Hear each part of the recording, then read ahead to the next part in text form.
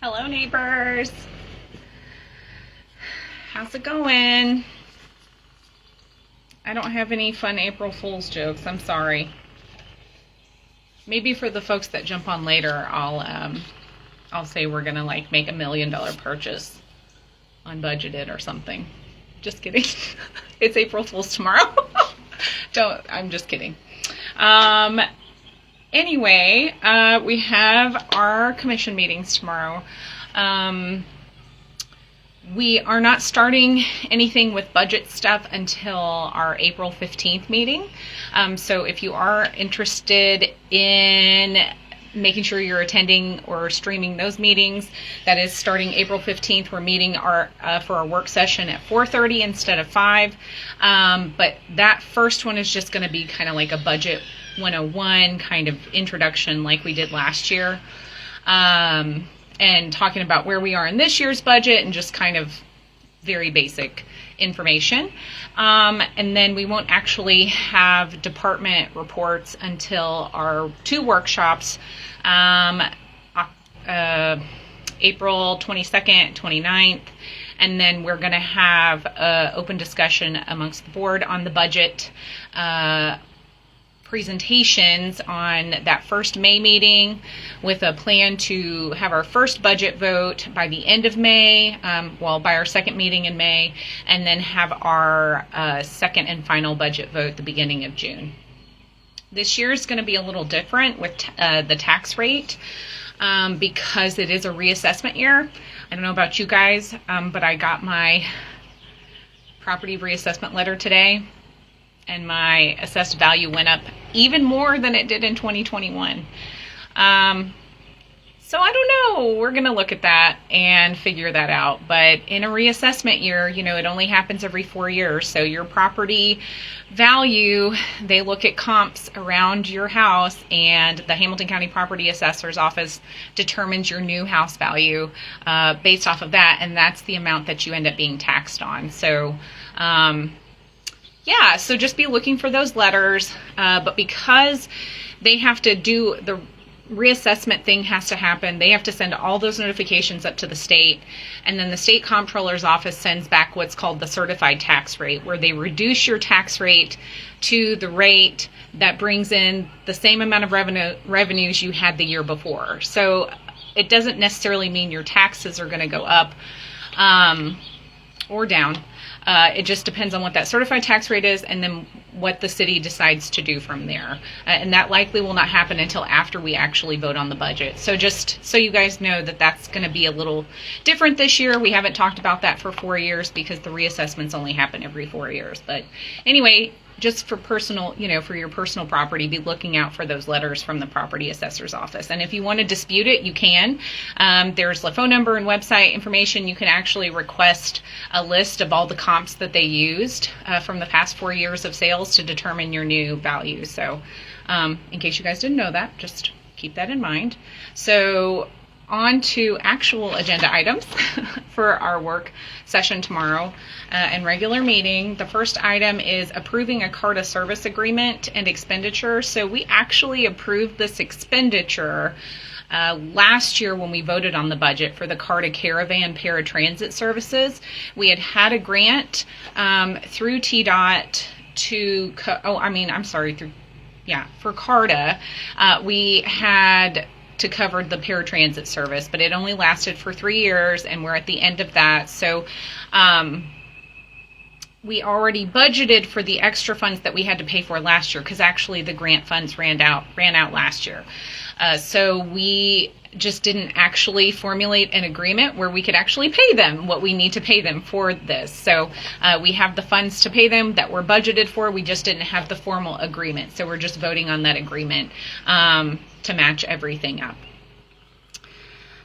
Then item number 2 is authorize an expenditure to Action Fence in the amount of $11,888 to install fencing for an alternative small dog park. So I tried to do a drawing. This is not going to be good, and it's backwards.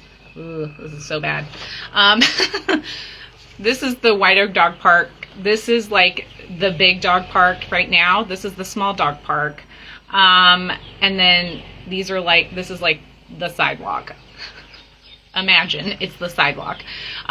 So what we're going to do is we're going to remove this portion of the fence, and this whole area is going to become the large dog park. So it's going to open that up. And then this grassy area that's inside of this sidewalk area, we're going to fence this in and make this the new small dog park. And so it's going to be have a separate entrance, and both of the gates are going to be placed right across from each other, because the idea is that we're trying to put the same users in the same place, because we do have walkers, we have runners, we have cyclists, we have people with their babies in strollers and things like that. And so to avoid dogs clashing with humans and pedestrians, we're trying to concentrate this entrance here so that they're not conflicting with each other. And that's phase one. And then phase two, that's going to be budgeted for hopefully in this next year's budget, is adding sidewalk from this section close to the parking lot and connecting to this park, so that you wouldn't actually ever have to go by the dog park entrances. You could just loop around them. So yeah, I'm really excited about that. Those funds were budgeted for in our Public Works Department budget this year. So it's just a matter of finally getting to be able to get that bid out and get that going. So excited about that. Item number 3 and 4 are together. It's public, but it's 2 separate public hearings we're required to have, and readings for zoning requests for 309 Midvale, West Midvale, and 313 West Midvale. So the owner owns both of these parcels. I think there's a structure on one of them currently, but they are going to be demolishing that if they haven't already.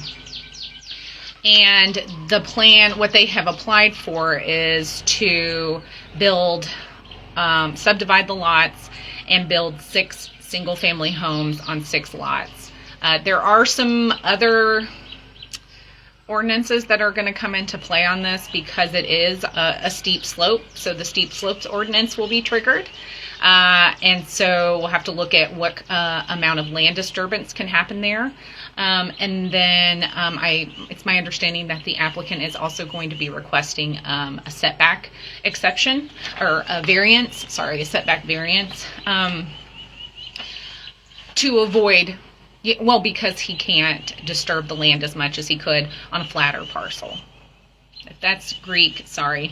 It makes sense in my head, but we just have that's why we put the steep slopes ordinance into place, because we had seen the problems that Chattanooga had with development kind of like running amok, and to the point where there was a development on a steep slope that was abandoned because it wasn't stable. And the soil was eroding underneath it, so they couldn't continue with the development. And so, in hopes that we would avoid things like that happening here in Red Bank, we finally got a steep slopes ordinance established, which has percentages of slopes, and depending on how steep it is, that correlates to how much you can disturb the slope.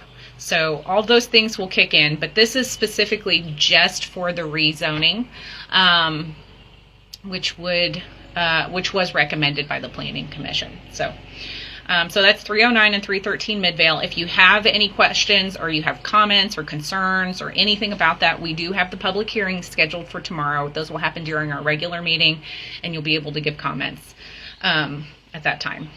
So then moving on to the next item, we have a public hearing and rezoning request for 1109 Dayton Boulevard. So this is a property that's on the south end of town, in front of I can't remember what the name of the climate storage is, but it's one of the many climate storage places that we have in Red Bank. It's as you're across from where the ARC, the pet care place, is. There's a parcel of land in front of there, and they had actually come before us, I think it was 2021, asking to build condos there, which are currently allowed because it's zoned C1, which is a commercial 1 zone, and they had asked for an exception so that they wouldn't have to build a commercial retail space on the first floor, and that was granted, and then they never built the condominium complex. And so they have now come back. I guess they've changed their minds. And so what they are applying for now is a rezoning from C1 to C3, which is like commercial neighborhood buffer zone, and they want to build townhomes. So there originally were going to be 38 condominiums, and what they've applied for is 28 townhomes.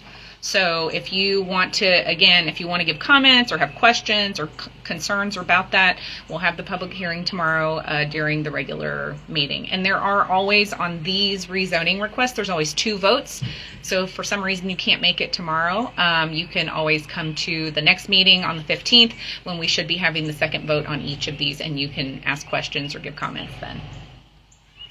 The next item, number 6, is a budget amendment for grant and rollover funds in the amount of $376,615.50 for the general fund and $232,000 for the solid waste fund. This is just balancing our books.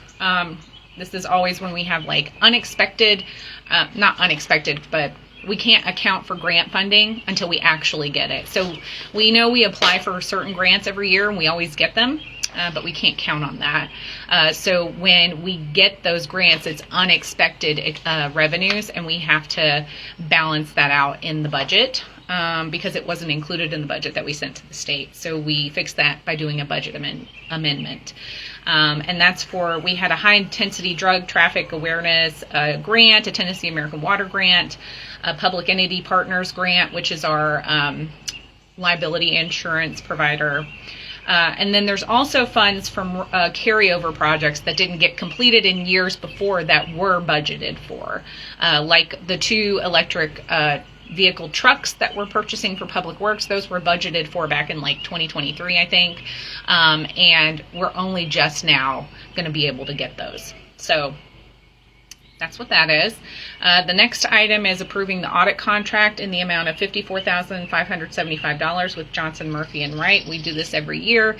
We have worked with them for years and years, even before I was elected, and we are legally required to do an audit. So $47,500 of that is for the audit itself, and then $7,000 is for a single audit for grants, which is required as separate from the main audit.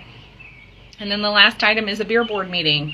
We're going to have Jeff Schwenke, who is one of the owners of Clever Ale House, come in and apply for a special event beer permit so that they can vend beer at the 7 Food Truck Friday events that we have coming up over the spring and summer and into the fall. And they are also going to be vending beer at our 70-year anniversary celebration in June. And so we just changed our beer ordinance so that folks who are vending with us for events that the city is hosting, they just have to apply one time, and we can just do a special event permit to cover all of those events that they're going to be at so that they don't have to come in every single time. It's just more efficient and makes more sense for city-hosted events.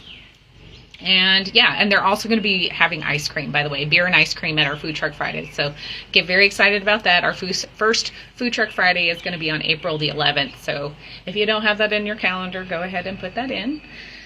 And yeah, that's it. That's all we have on the agenda for tomorrow.